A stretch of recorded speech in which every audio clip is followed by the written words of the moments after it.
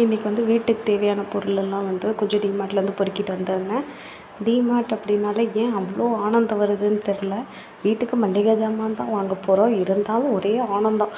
எல்லாத்தையும் அள்ளி காட்டில் போடுறது பத்தாததுக்கு நம்ம பெற்றது நம்மளை கட்டினதும் எடுத்து எடுத்து போடும் நிறைய பொருளை. அந்த மாதிரி மொத்தம் இன்றைக்கி பார்த்திங்கன்னா 3 சின்ன சின்ன பேக்ஸில் இருக்கும். அந்தளவுக்கு வந்து பர்ச்சேஸ் பண்ணியிருந்தோம்.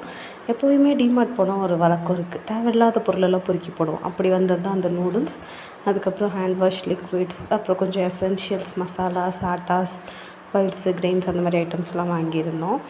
இதெல்லாம் வாங்கின அப்புறமா நெக்ஸ்ட்டு பேக்கில் எடுத்து பார்த்தோன்னே தான் யோசித்தேன், டிமார்ட்டுக்கு போனால் ஏதோ குலதெய்வத்துக்கு படையல் போடுற மாதிரி அந்த நூடுல்ஸ் பேக்கெட் எடுத்து காட்டுக்குள்ளே போடலன்னா பில்லிங் கவுண்டருக்கு வர இதே அடையாது போல்.